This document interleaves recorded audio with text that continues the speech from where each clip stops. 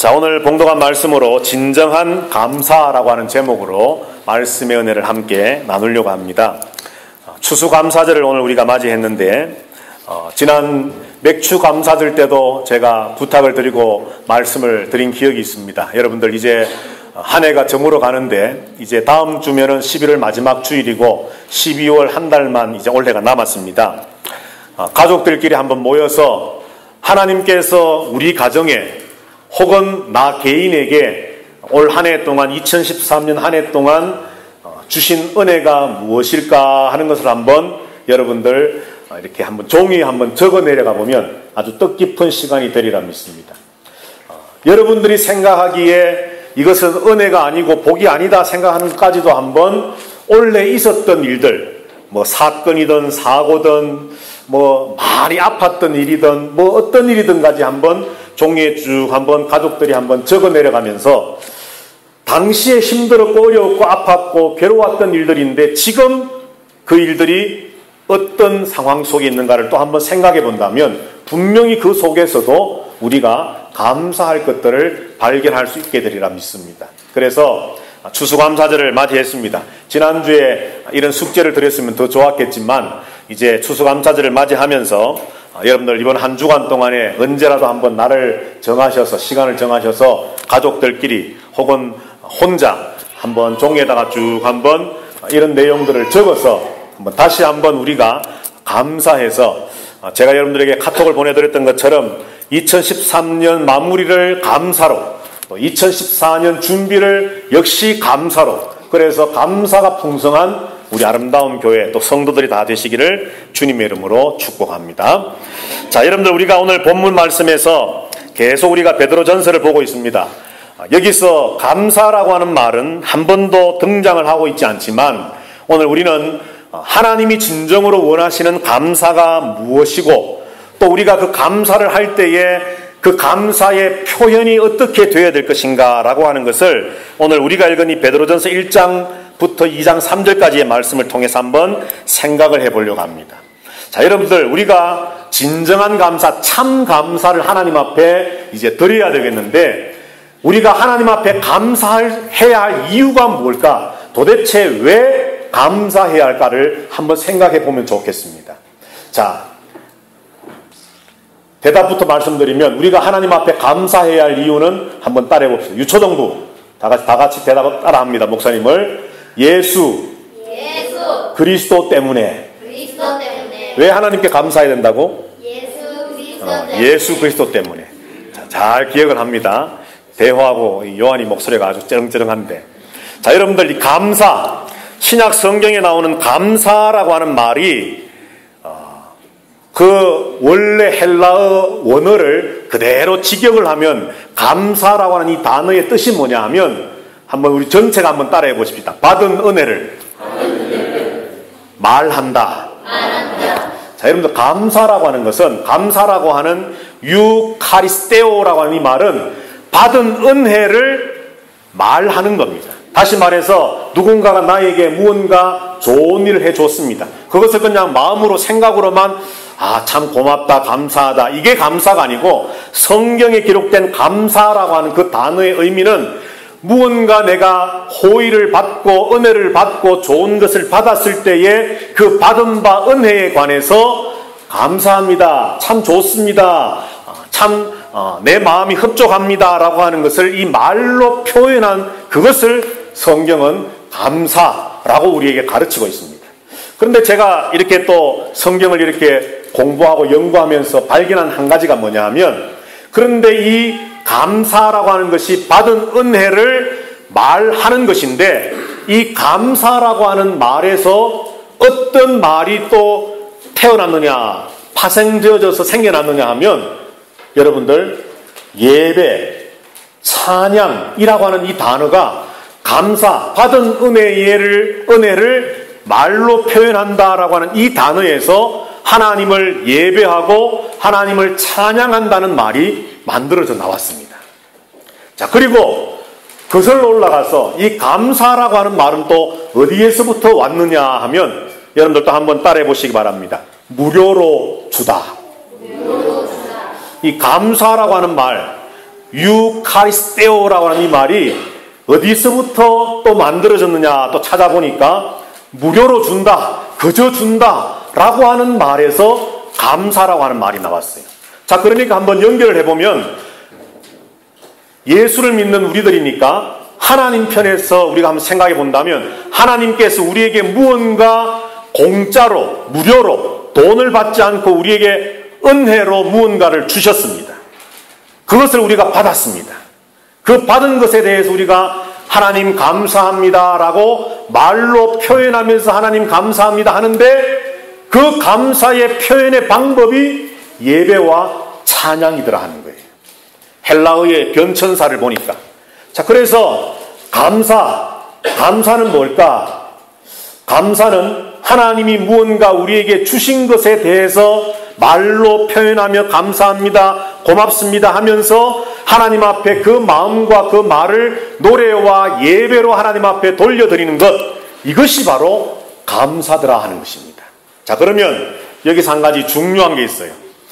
이번엔 중고등부 한번 물어봅니다. 하나님이 우리에게 주신 것 중에서 가장 큰 것 뭐가 있을까? 여러분들이 생각하기에, 중고등부 생각하기에. 주의 뭐라고? 노트북 아니고? 예수님. 자, 다른 친구들은? 아멘? 야, 이 중고등부 교사들이 누굽니까? 하나님이 우리에게 주신 최고의 선물은 바로 예수 그리스도입니다.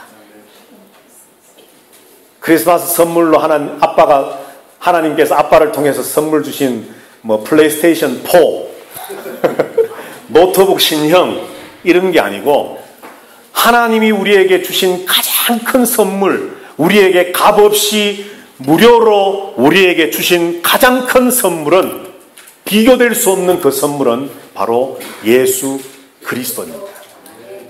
중고등부 믿습니까? 아멘.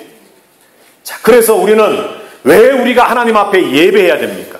왜 우리가 하나님을 찬양해야 됩니까? 하나님께서 바로 하나님 자신이신 예수 그리스도 독생자 하나님의 외아들이신 그분을 우리에게 보내주시고 우리를 위해서 십자가에 죽게 하시고 우리를 위해서 부활하게 하시고 성천하게 하시고 또 하나님 우편에 앉아 계셔서 지금도 우리를 위해서 기도하시며 일하시는 그 예수 그리스도를 우리에게 보내주신 그 놀라운 은혜, 그 무엇과도 비교할 수 없는 그 큰 은혜의 선물을 하나님 우리에게 보내주시고 주셨기 때문에 우리는 감사하는 거예요.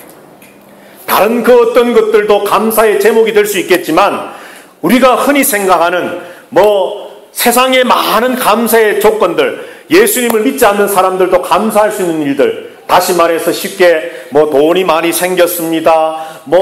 어떤 큰 사고가 났는데 내가 몸이 다치지 않았습니다. 이런 등등 많은 것들을 우리가 이야기할 수 있겠지만 하나님께서 우리에게 받기를 원하시는 감사의 표현은 하나님, 예수님을 보내주셔서 감사합니다. 예수님을 통해서 내가 살게 해주셔서 감사합니다. 그 예수님 때문에 내가 천국 백성 되게 해주셨으니 감사합니다. 그래서 내가 하나님을 찬양하고 그래서 내가 하나님을 예배합니다. 이것이 하나님이 받기를 원하시는 참 감사의 내용이고 우리가 감사해야 할 이유라고 하는 거예요. 오늘 베드로전서를 보면 베드로전서에는 여러분 고난에 관한 이야기를 하고 있고 또 성도들 고난을 받을 때에 그 고난을 잘 이겨내고 승리하라라고 하는 위로의 말씀이 있지만 그런데 1장부터 5장까지 말씀을 여러분들 잘 보시면 계속해서 곳곳에 예수 그리스도의 십자가의 고난을 이야기합니다. 지금 핍박을 받고 예수님을 믿는 것 때문에 붙잡혀서 죽게 되는 그런 상황 속에 있는 성도들에게 하나님께서 베드로 사도를 통해서 이 베드로 전서의 말씀을 기록하면서 똑같은 고난 가운데 있는 우리들에게 예수 그리스도의 십자가를 보게 하고 예수님을 보게 하고 예수님이 행하셨던 그 일을 보게 함으로 우리가 감사가 어디에서부터 출발되어야 될까 하는 것을 말씀을 합니다. 오늘 우리가 읽었던 본문 말씀 18절 19절에도 보면 성경에 이렇게 기록되어 있습니다. 너희가 알거니와 너희 조상이 물려준 헛된 행실에서 대속함을 받은 것은 은이나 금같이 없어질 것으로 된 것이 아니요 오직 흠없고 점없는 어린 양 같은 그리스도의 보배로운 피로 된 것이라. 그렇게 말씀을 합니다. 감사해라라고 하는 말은 한 번도 없지만 오늘 이 성경을 통해서 하나님이 우리에게 말씀해 주시는 감사의 그 내용, 우리가 구원받은 것은, 우리가 하나님의 자녀가 된 것은, 우리가 천국에 갈 수 있는 것은 예수 그리스도의 보배로운 피로 되었다라고 말씀을 하면서 그 예수님 때문에 우리는 감사해야 되고 그 예수님이 감사의 제목이고 조건이고 이유라고 우리에게 분명히 말씀을 해줍니다. 자, 여러분들 쉽게 이제 우리 오늘 유초등부도 있고 중고등부도 있으니까 조금 쉽게 한번 설명을 한다면, 자, 여러분들이 죄를 지었어요. 아주 큰 죄를 지어서 얼마 전에 미국에 보니까 어린 아이를 성폭행해서 그 사람이 붙잡혀서 이제 재판을 받았는데 사형을 언도받은 것이 아니라 징역 1000년. 이거는 뭐 사형이나 똑같은 거지요. 자, 만약에 목사님이나 여러분들이 어떤 큰 죄를 지어서 징역 1000년 판사가 꽝꽝꽝 이제 선고를 했다고 칩시다. 그 어떤 것으로도 거기에 보면은 누가 무슨 돈을 내어도 그 사람은 풀려날 수가 없는 거예요. 그러니까 죽을 때까지 감옥에 있어야 되는 거예요. 자, 그런 상황인데 우리를 그 감옥에서부터, 다시 말해서 죄와 죽음과 사탄의 어떤 그런 감옥 같은 곳에 갇혀있는 우리들을 새로운 생명으로 건지시고 살리시려고 이 땅에 누가 오셨다는 겁니까? 예수님이 오셨어요. 자, 그런데 예수님이 오신 것으로 끝난 것이 아니고 예수님이 뭘 하셨지요? 예수님이 십자가에 죽으셨어요. 그런데 오늘 보니까 성경에 보니까 너희가 대속함을 받았다 그랬는데, 여기 대속함이라고 하는 것은 여러분들이 뭐 영어나 에스파뇰을 잘하니까 이 대속이라고 하는 것은 제일 쉬운 단어는 pay off입니다. pay off. 지불했다는 거예요. 지불했다. 값을 내었다는 거예요. 그러니까 세상에 가장 보배로운 금이나 은이나 다이아몬드나 이런 것으로도 되지 않는데, 그것과는 비교가 되지 않는 예수 그리스도의 보배로운 피로 값을 지불하고 페이오프하고 저와 여러분들을 감옥에서부터, 죄와 죽음과 사탄의 그 감옥에서부터 우리를 건져내 주셨다는 겁니다. 그러면서 오늘 성경이 우리에게 말씀하면서 그 보배로운 예수 그리스도의 피로 우리가 구원함을 받았다. 그래서 우리는 하나님 앞에 감사해야 한다라고 성경은 우리에게 말씀하는 겁니다. 자, 중고등부 우리 학생들, 또 우리 어른들 중에서도 아직도 구원의 어떤 확신이나 분명한 어떤 정리가 되지 못한 분들, 왜 우리가 성도로서 감사의 삶을 살아야만 합니까? 다른 사람과 절대 비교하지 마십시오, 여러분. 누구는 나보다 돈을 더 많이 가졌는데 내가 뭘 감사할 게 있어? 누구는 나보다 뭐가 더 월등하고 더 나은데 내가 뭘 감사할 게 있어? 여러분, 이것은 성경이 우리에게 가르쳐주는 감사가 아닙니다. 하나님이 성경을 통해서 우리에게 말씀하시고 가르치시고 우리가 표현하기를 원하는 감사는 어떤 다른 조건들과 상황들을 비교하는 가운데 내가 남들보다 더 가졌고 남들보다 더 우월하고 남들보다 더 낫기 때문에 감사하는 그런 감사가 아니라, 죄와 허물로 죽었던 나를 예수 그리스도가 이 땅에 오셔서 도무지 살 길이 없는 나를 살리시려고 예수님이 대신 자기의 몸을 버리시고 자기의 피를 흘리셔서 우리를 사셔서 우리를 구원해 주셨음, 이것이 바로 우리의 감사의 출발이 되어야 된다는 겁니다. 오늘 추수감사절을 맞이해서 한 해를 돌아보면서 참으로 감사할 일이 우리에게는 많을 것입니다. 그러나 저와 여러분의 감사의 가장 1순위, 아니 0순위가 되기를 바라는 것은 저와 여러분들이 구원받았음에 관해서, 저와 여러분을 위해서 예수 그리스도가 그 보배로운 피를 흘려주심으로 우리를 위해서 값을 지불하시고 그가 죽으심으로 우리가 살아났음에 관해서 감사할 수 있는 우리 모든 아름다운 교회 성도들이 되시기를 주님의 이름으로 축복합니다. 자, 두 번째로, 그러면은 이런 감사의 이유와 내용을 알았다면 우리가 하나님 앞에 이런 감사를 표현해야 되겠는데, 조금 전에 말씀드렸던 것처럼 입으로 말하고 하나님을 찬양하고 예배하는 것이 감사의 표현인데, 그것을 좀 더 구체적으로 오늘 성경은 우리에게 이렇게 말씀합니다. 자, 21절, 22절 우리 다 같이 한번 말씀을 읽어보도록 하겠습니다. 21절, 2절 다 같이 시작. 너희는 말미암아 믿는 자니 너희 믿음과 소망이 하나님께 있게 하셨느니라. 너희가 진리를 순종함으로 너희 영혼을 깨끗하게 하여 거짓이 없이 형제를 사랑하기에 이르렀으니 마음으로 뜨겁게 서로 사랑하라. 아멘. 자, 여러분들, 예수 그리스도가 이 땅에 오셔서 여러분을 위해 대신 죽어주시고 나를 살리시고 구원해 주셨다는 사실을 믿으십니까? 아멘. 이것이 우리의 감사의 이유와 출발입니다.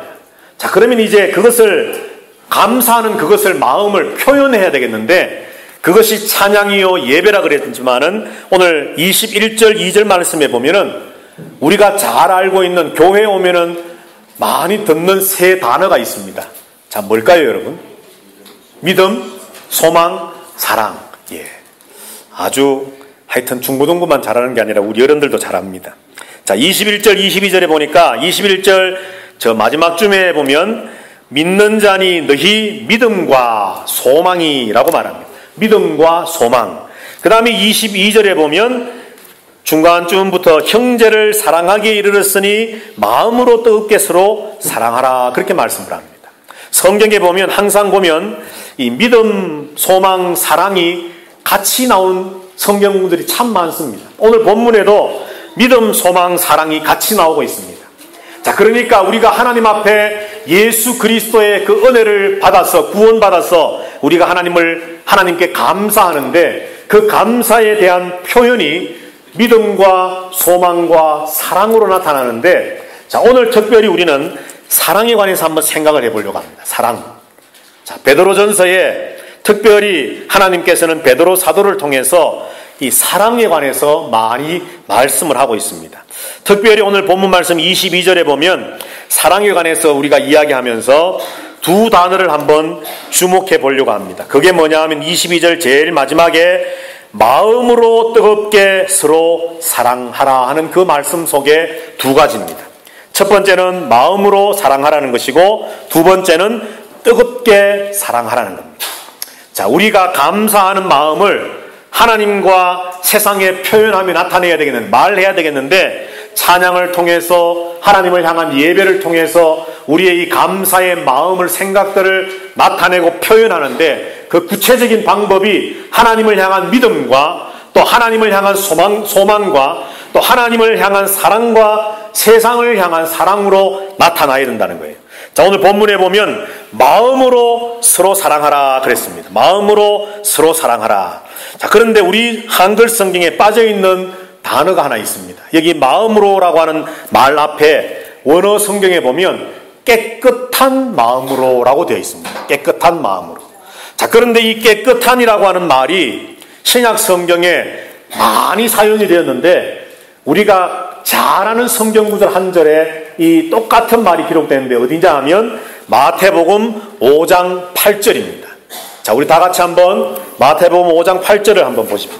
신약 성경 제일 앞으로 가셔서 마태복음 5장 8절.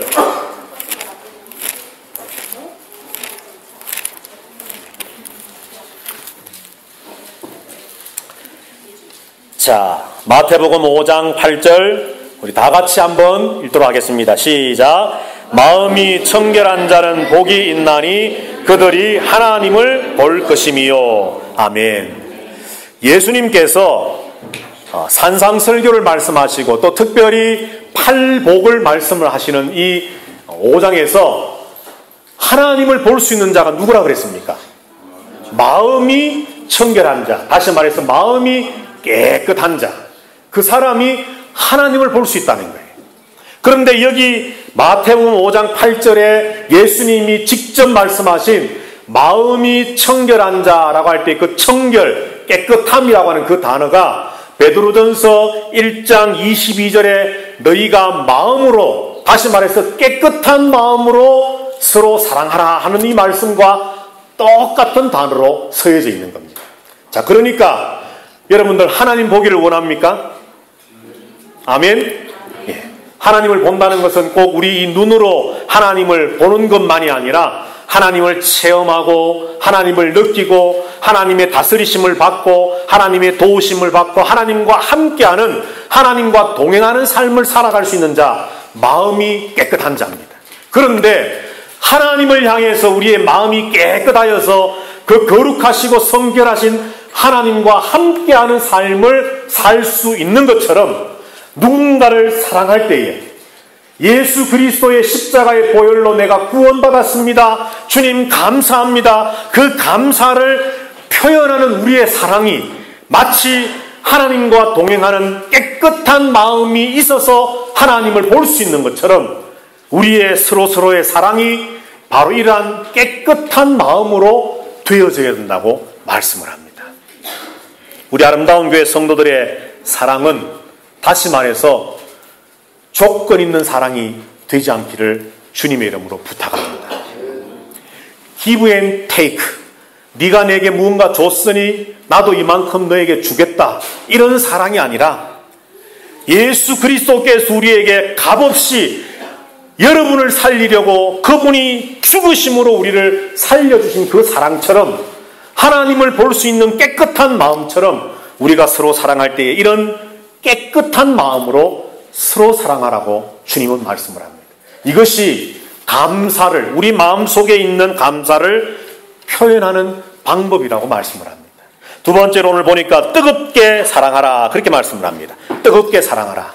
그런데 여기 뜨겁게라고 하는 이 말은 신약 성경에 제가 찾아보니까 딱 5번만 나오는데 그 중에서 아주 강렬한 말씀이 어디에 있느냐, 우리 다 같이 한번 누가복음으로 한번 찾아가 보십시다. 누가복음 22장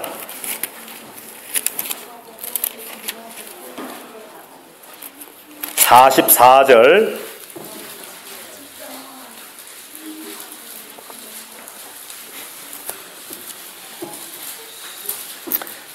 누가복음 22장 44절 찾으셨으면 우리 다 같이 읽습니다. 시작.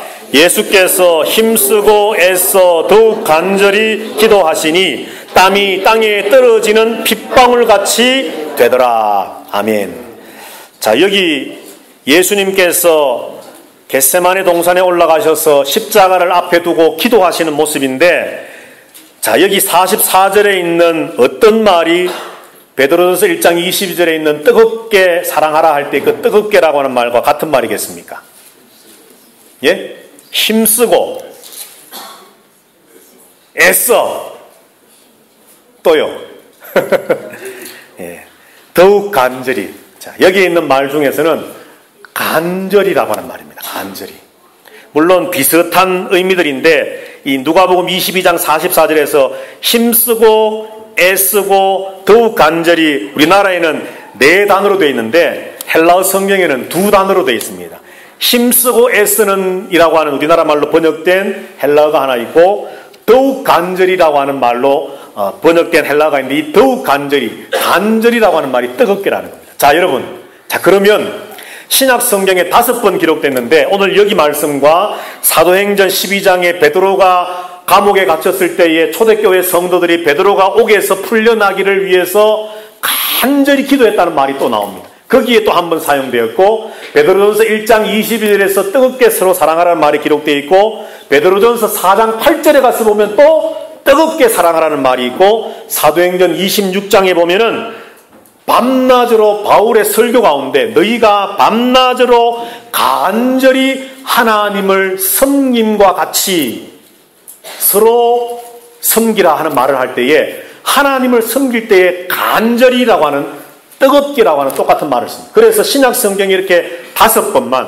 그러니까 예수님의 기도, 초대교회 성도들의 기도, 초대교회 성도들이 하나님을 섬기는 모습 가운데, 또 베드로전서에서 2번 베드로가 이야기하기를 형제를 사랑할 때에 뜨겁게, 간절하게.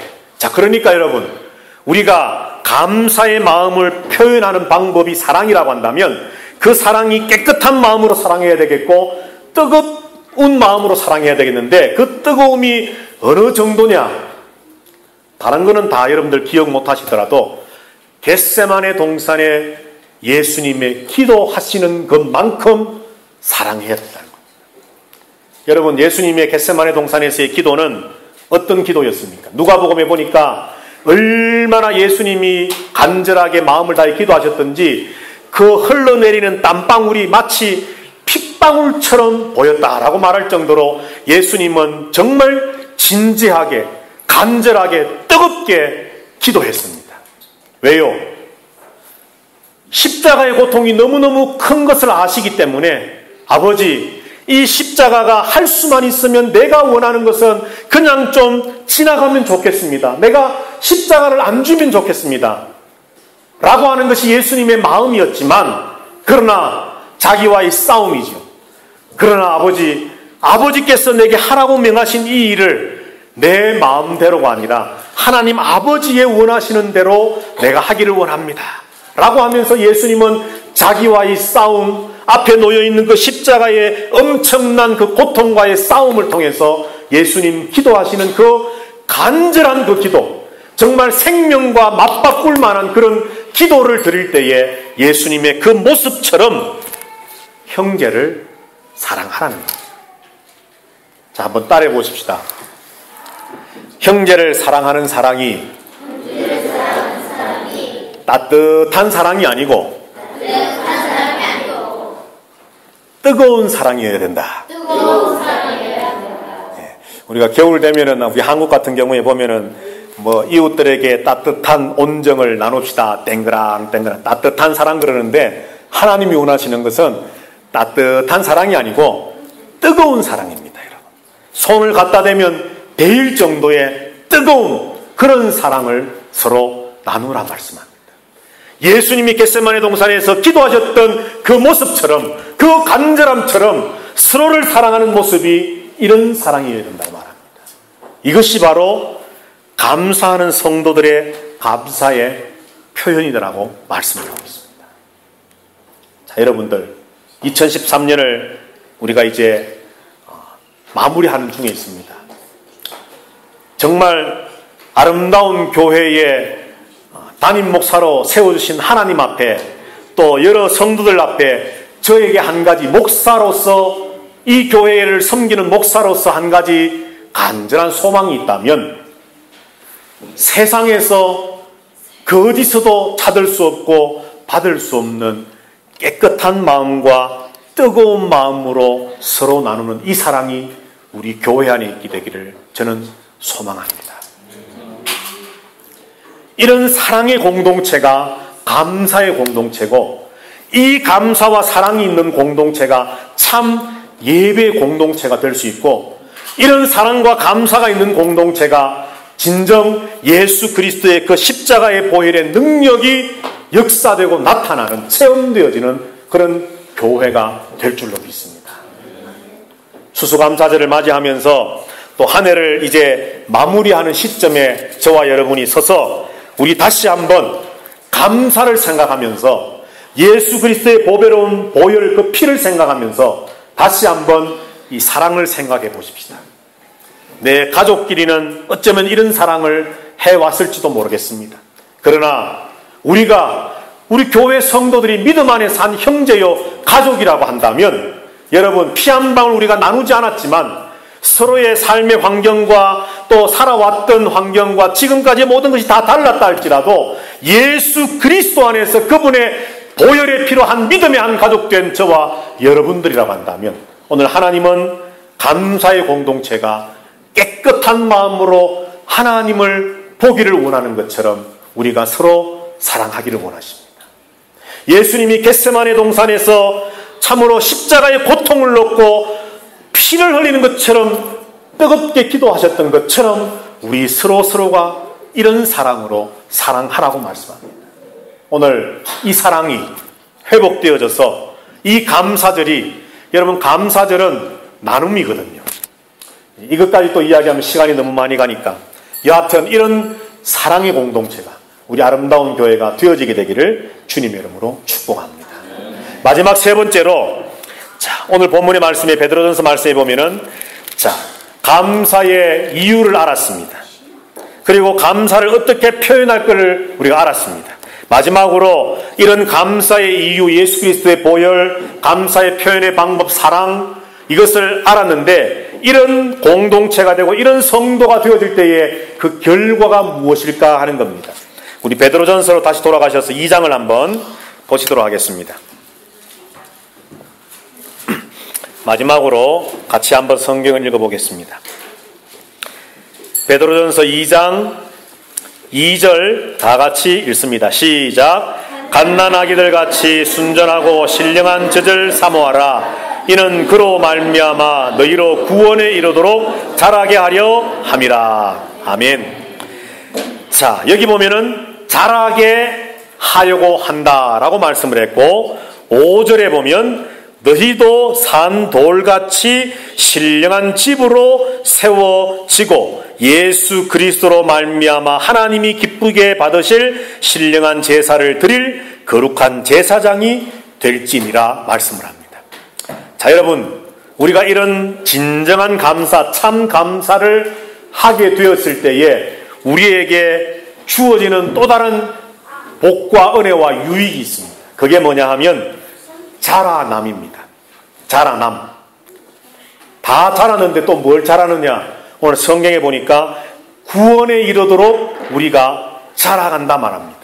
그것을 5절에서는 이렇게 표현합니다. 예수 그리스도 산돌과 같이 우리들도 신령한 집으로, 다시 말해서 하나님이 거하시는 하나님의 집으로 점점 지어져 가서 완성되어져 간다라고 말씀을 합니다. 그러므로 여러분, 이 신앙이라고 하는 것은, 영적인 것이라고 하는 것은 모든 것이 연결되어 있습니다. 묻습니다. 여러분들 신앙이 성숙해지기를 원하십니까?